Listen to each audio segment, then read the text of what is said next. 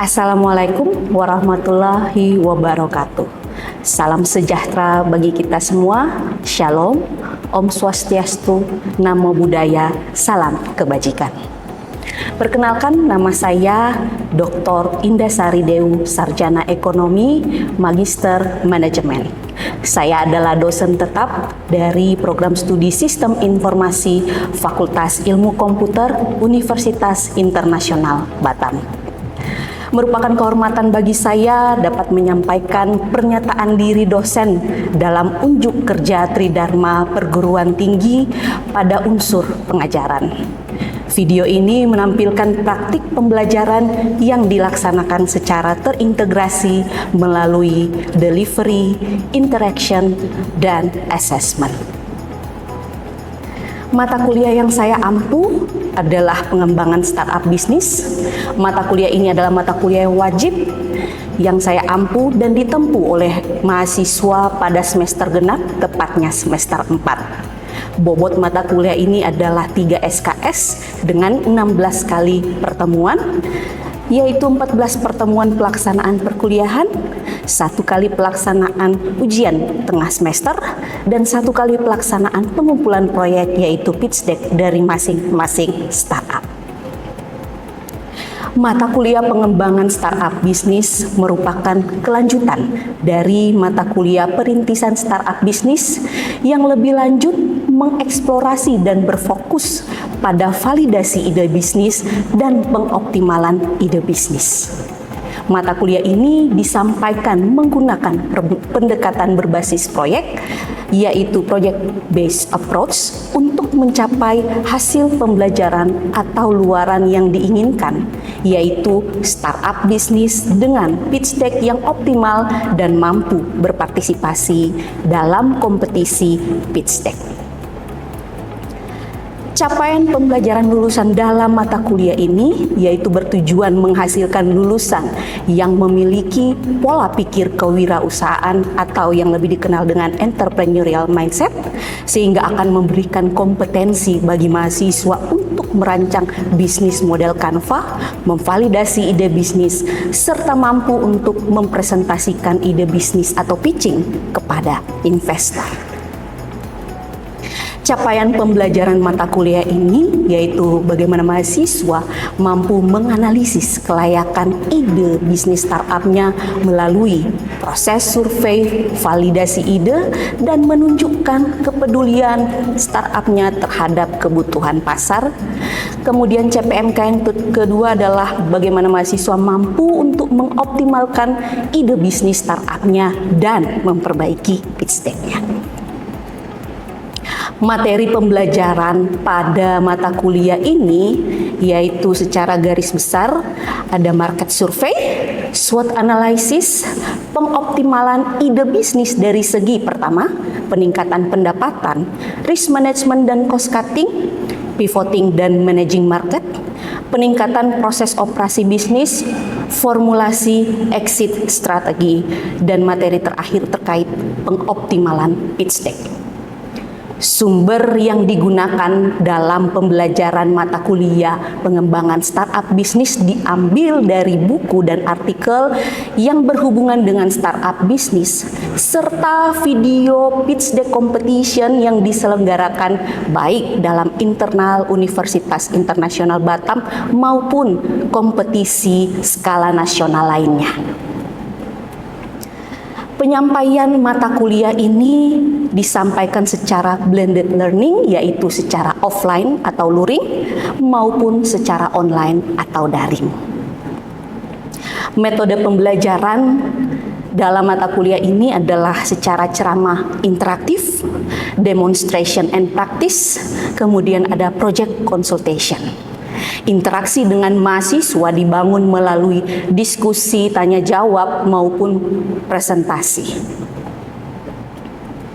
Pada rubrik assessment atau penilaian, tingkat partisipasi dari mahasiswa pada saat proses perkuliahan dalam kelas sangat memiliki bobot yang maksimal atau yang tinggi, yaitu sebesar 50%. Penugasan menempati posisi di bawah, yaitu dengan bobot 20%, kemudian ujian tengah semester atau midterm menempati bobot nilai 30%. Baik, mari kita simak untuk proses pembelajaran mata kuliah pengembangan startup bisnis di kelas. Halo, selamat malam semuanya. Ya, apa kabarnya hari ini? Baik. Oke, selamat berjumpa kembali. Sebelum kita memulai perkuliahan kita doa sejenak ya. Kita berdoa bersama.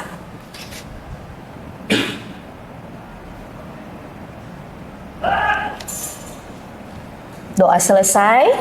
Baik. Oke. Masih ingat materi minggu lalu terkait market survei? Ya, ada yang bisa menjawab apa itu market survei? Ada? Silakan. Materi minggu lalu, silakan. Ya, Antoni. Saya coba menjawab ya, Bu. Silakan. Jadi market survei itu adalah proses di mana sebelum kita mulai, jadi kita menganalisa dulu kondisi pasarnya itu seperti apa dan bagaimana supaya nanti ketika kita mau masuk itu bisa on point. Oke. Baik. Jadi kenapa saya menanyakan materi minggu lalu, ya? Karena itu akan berhubungan dengan materi kita hari ini. Ya, oke. Sebelum saya memulai materi kita hari ini, yaitu terkait SWOT analysis ya, hari ini ya teman-teman, saya mau cek daftar kehadiran kita dulu ya. Ketua kelas mana? Iya, ada berapa? Apakah hadir semua atau ada yang alpa? Hadir semua, Bu. Oke, baik, nanti selesai perkuliahan saya akan realisasi perkuliahan di My Portal sebagai hadir semua ya, teman-teman ya. Oke, baik. Kalau begitu kita mulai saja ya terkait SWOT analysis. Sudah sering dengar ya teman-teman ya terkait SWOT analysis ya. Ada yang mau mencoba menjawab apa kepanjangan SWOT? Sangat familiar. Ayo. Antoni lagi silakan.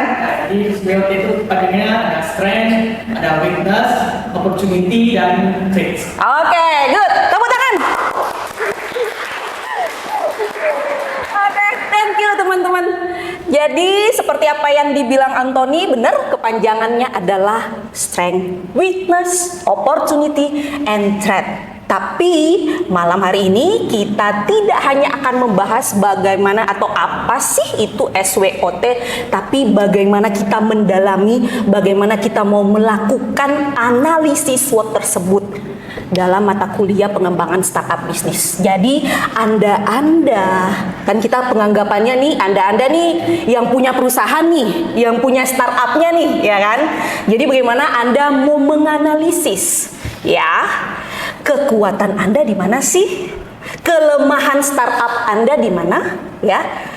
Opportunity dan threat yang bisa Anda identifikasi itu bagaimana?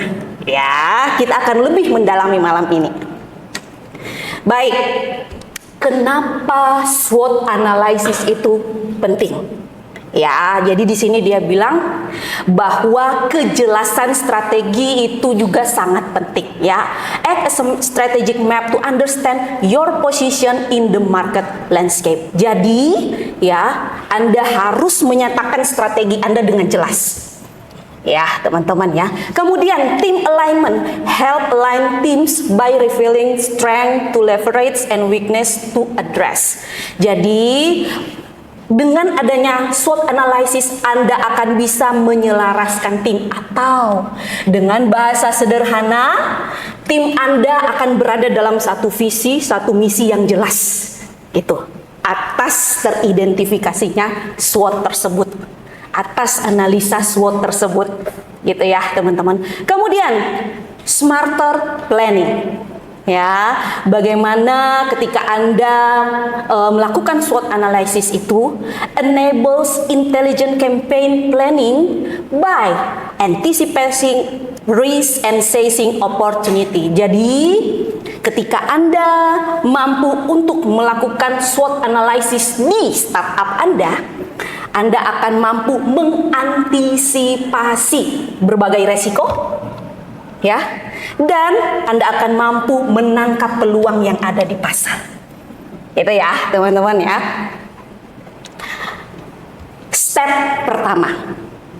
Ya, jadi kita malam ini kita nggak hanya belajar bahwa strength itu kekuatan, weakness itu kelemahan, opportunities itu peluang, threat itu ancaman. Enggak.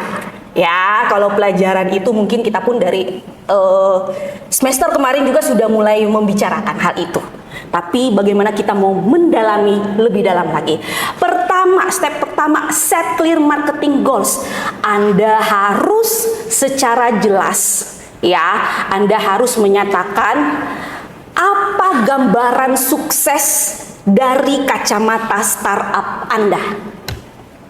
Ya, define success metrics. Anda harus punya gambaran sukses itu apa di kacamata startup Anda. Next, step 2. Ya, kalau tadi udah set marketing goals-nya ya secara jelas ya, teman-teman. Step 2 sudah mulai masuk ke bagian SW-nya ya, teman-teman ya. Step 2, identify strength and weaknesses internally. Jadi SW itu diidentifikasi sebagai ke dalamnya perusahaan, internalnya perusahaan. Ya, teman-teman. Jadi Anda akan mengidentifikasi strength Anda apa, strength startup Anda apa, weakness startup Anda apa. Ya. Kita mulai dari strength. What marketing asset set us apart from competitor? Ya, aset atau strategi marketing apa yang bisa menjadikan Anda berbeda dari kompetitor Anda? Itu merupakan satu strength yang sangat bagus. Gitu ya. Kemudian, campaign atau channel perform exceptionally well.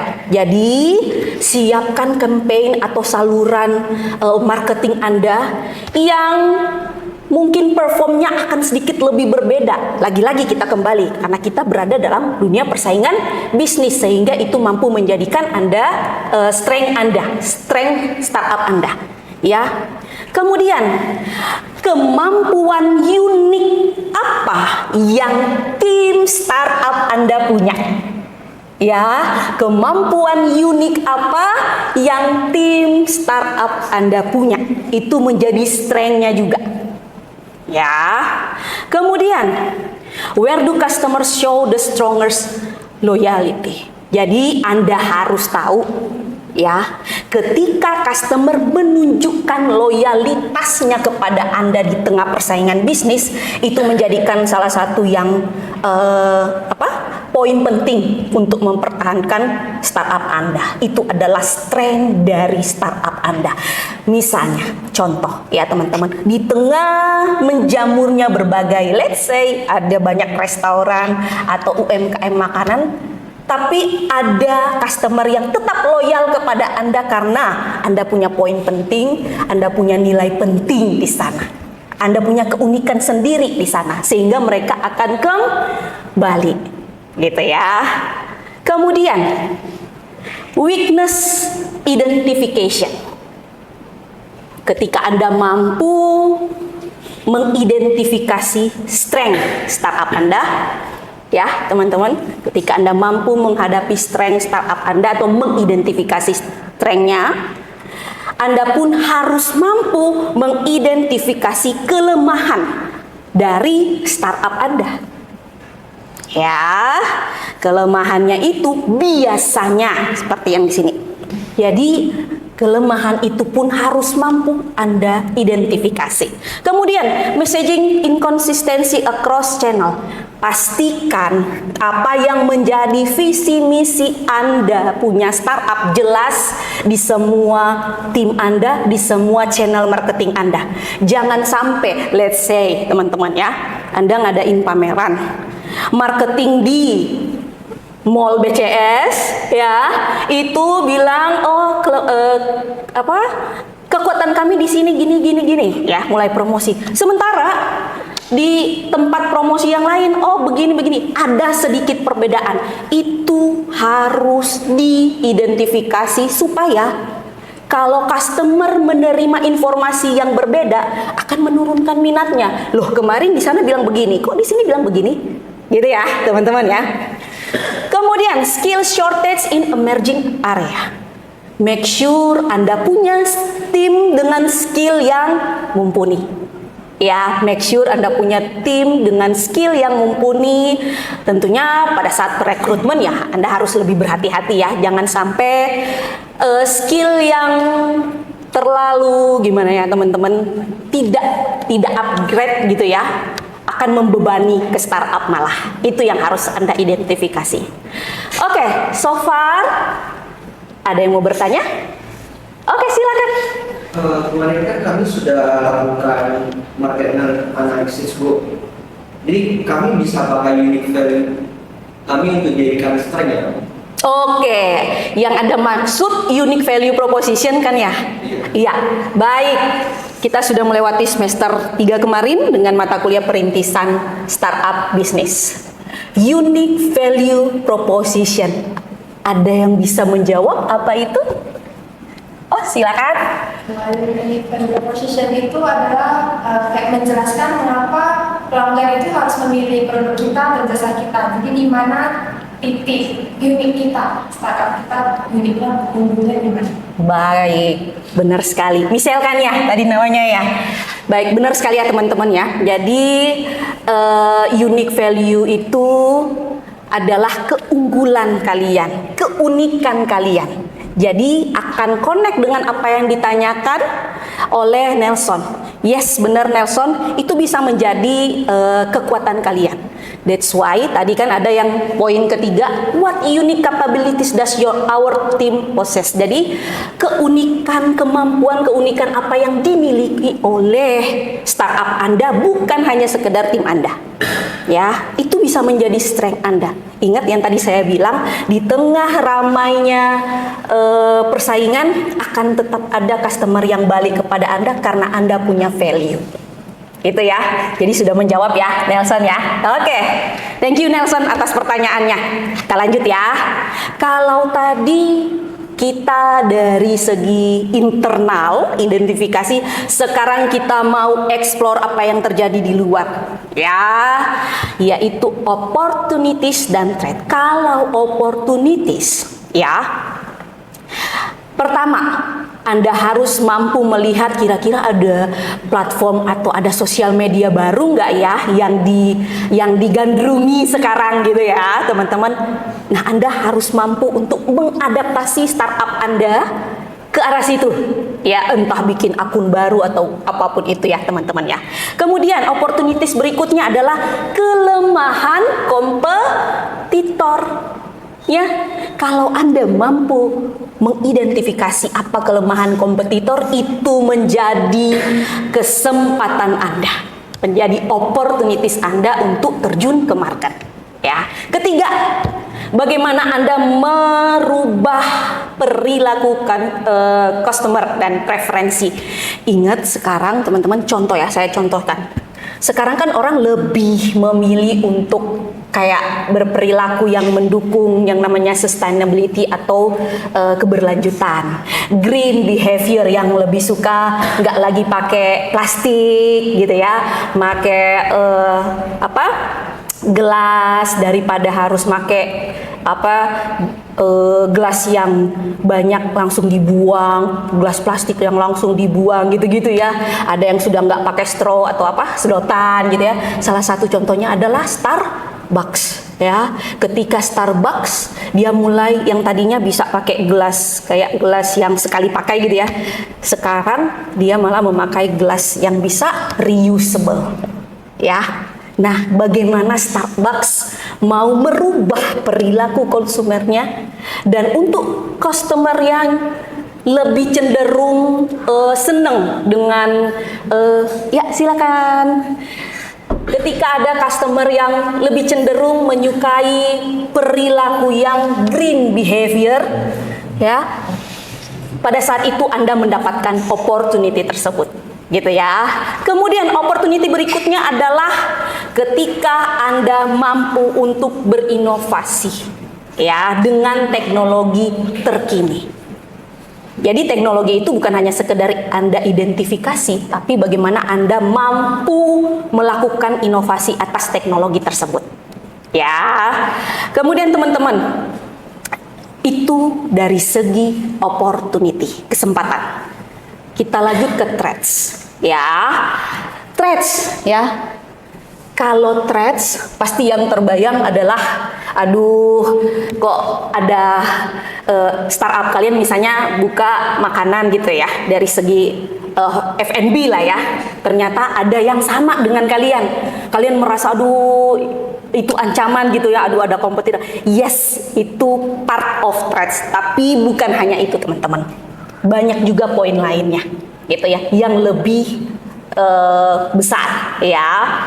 Pertama tentunya yang kompetitor tadi yang barusan saya bilang ya, ketika kompetitor Anda lebih inovatif, lebih membuka diri untuk merubah apa yang mereka punya, menyesuaikan dengan perubahan teknologi, menyesuaikan dengan perubahan perilaku konsumen sekarang, sehingga dia mampu bersaing.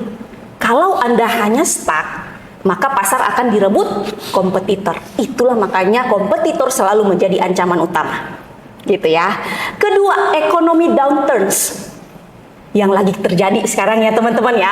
Perang dengan ada negara-negara adidaya yang lagi perang menyebabkan penurunan ekonomi. Itu juga bisa mempengaruhi spendingnya customer. Gitu ya. Kemudian bukan hanya itu, regulatory hardness and compliance requirement. Kadang perubahan peraturan, entah itu peraturan di secara daerah ataupun peraturan dari pusat gitu ya, dari pemerintah pusat itu kadang mempengaruhi bisnis gitu ya. Ketika peraturan itu mempengaruhi gitu ya, itu pun sebenarnya jadi ancaman tertentu. Dan itu kenapa ketika ada perubahan peraturan Anda harus benar-benar mempelajari untuk menyesuaikan supaya tidak mengganggu bisnis Anda, gitu ya. Kemudian market saturation in key segment. Jadi Anda pun harus mempelajari saturasi pasar, gitu ya. Semata-mata supaya tidak menghambat, gitu ya, apa yang menjadi marketing goals-nya tadi. Gitu ya teman-teman. Jadi semua threats ini itu yang harus Anda identifikasi. Ya. Jadi faktor eksternal ini mulai dari opportunities sampai threats itu yang harus Anda identifikasi ya. Karena ini something yang Anda nggak bisa kontrol. Ya, kalau yang internal Anda identifikasi yang strength sama weakness, itu Anda bisa identifikasi dan Anda bisa kontrol. Tapi kalau yang eksternal Anda bisa identifikasi tapi Anda hampir tidak bisa mengontrol, pada akhirnya Anda hanya bisa untuk mengantisipasi dan melakukan sesuatu. Gitu ya, teman-teman ya. Oke. Lanjut, ini ada beberapa langkah-langkah ya teman-teman ya. Bagaimana Anda mengevaluasi, mendeterminasi, mengalokasi ya teman-teman, membangun. Jadi strategi itu perlu dibangun. Ketika Anda sudah mengevaluasi kira-kira potensial impact dari bisnis kalian itu seperti apa. Ya, kemudian determinasi urgensi, kira-kira penanganan atau urgensi dari yang ada sekarang ini, sehingga kan Anda kan mau bikin SWOT, Anda harus tahu ketika Anda bikin SWOT ini ada urgensi apa sehingga Anda mau melakukan analisis SWOT. Ketika Anda tahu urgensinya, Anda tahu prioritasnya, gitu ya. Anda tahu mana yang membutuhkan penanganan lebih dulu. Ya, kemudian mengalokasikan resource. Ketika Anda tahu mana yang diprioritaskan, Anda tahu sumber daya mana yang mau dipakai. Gitu ya teman-teman. Ketika itu sudah teridentifikasi, barulah Anda membangun strategi. Ya. Kemudian ini ada 4 pilar ya teman-teman. Strength, weakness, opportunities, and threats. Tentunya kalau strength ya internal advantage kalian ya. Ketika Anda, lagi-lagi yang tadi saya bilang namanya internal, kalian bisa identifikasi dan kontrol. Seperti unique skills dari tim kalian, kapabilitas kalian, itu semua kalian bisa kontrol. Ya, weaknessnya pun begitu. Ketika Anda tahu, aduh kayaknya sih ada teknologi yang terbaru, kita bisa update nih. Itu Anda bisa kontrol. Ya, jadi Anda harus mengidentifikasi strength dan weakness yang bisa Anda kontrol. Tapi opportunities dan threats juga tak kalah penting untuk Anda identifikasi. Gitu ya. Ketika Anda tahu bahwa di sana ada perkembangan atau tren terkini gitu ya. Oh sekarang orang sekarang kalau ngopi kok kayaknya lebih ke tempat yang lumayan instagramable gitu ya teman-teman ya. Oh berarti ada kesempatan untuk masuk ke pasar itu. Mau juga nih kayaknya bersaing, tapi nanti kita lihat UVP kita di mana ya, gitu ya teman-teman. Begitupun ketika Anda mengidentifikasi threats. Ya, waduh masih perang nih, aduh ekonomi bagaimana ya, aduh peraturan gimana ya. Ya dengan berbagai macam dinamika yang terjadi di negara kita ya, itu harus Anda identifikasi untuk Anda mampu menyesuaikan. Ya, oke. Itu saja untuk materi malam ini teman-teman. Ya, jadi sebelum saya tutup perkuliahan kita, saya mau tahu dulu nih ya teman-teman, startup ya, update dari project startup masing-masing ya. Mulai dari startup sini deh, silakan ada yang mau update teman-teman? Ya silakan. Ini dari Hongkong, aku izin untuk mengupdate startup. Iya, silakan. Ini kami sudah selesai sama desain UI UX-nya. Oh, UI UX sudah selesai. Oke, good. Jadi bentuk visual dan aplikasinya sudah bisa dibikin. Oke. Jadi untuk rencana selanjutnya kami akan melanjutkan untuk merancang proyeknya. Oke, nanti diupdate timeline-nya ya, teman-teman ya. Ada lagi yang di sebelah sini kayaknya masih ada satu kelompok lagi. Oke, silakan. Oke, perkenalkan nama saya Jofri, perwakilan dari Gravit. Di sini kami sudah membuat platform website-nya yang sudah bisa berjalan. Kemudian pada minggu ini kami sudah mencapai milestone kami yaitu 50 customers dan ada menjalin beberapa kolaborasi juga dengan suppliers lokal. Oke, good. That's good. That sounds good. Jadi websitenya sudah mulai selesai ya. Nanti update juga ya di timeline-nya ya, teman-teman ya. Oke, dari sebelah sini silakan teman-teman. Startup-nya diupdate. Kenapa? Oke, silakan. Nelson mau update mungkin? Kelompok kami udah selesai untuk desain websitenya. Oke, websitenya udah selesai. Oke, kemudian? Jadi rencana selanjutnya mau kami mulai membangun websitenya. Oke. UI UX-nya udah, desainnya udah juga ya. Oke, teman-teman. So far saya lihat progresnya bagus ya, teman-teman ya. Untuk project startup masing-masing tetap berprogres, update timeline, kemudian timelinenya tetap update di link G Drive kelas kalian ya. Di bagian folder penugasan ya, teman-teman ya. Supaya saya bisa periksa juga di situ ya. Terima kasih teman-teman sudah update dan nanti saya akan melakukan realisasi perkuliahan. Berarti ketua kelas hadir semua ya kita malam hari ini ya. Oke, baik. Terima kasih teman-teman atas kehadirannya malam hari ini. Lupa tugas. Minggu depan silakan Anda melakukan SWOT analysis untuk masing-masing startup Anda. Ya. Jadi sekali lagi minggu depan silakan melakukan SWOT analysis untuk masing-masing startup Anda. Jelas? Jelas. Oke, thank you teman-teman. Terima kasih. Selamat malam. Terima kasih telah menyaksikan video pembelajaran di kelas untuk mata kuliah pengembangan startup bisnis. Wassalamualaikum warahmatullahi wabarakatuh.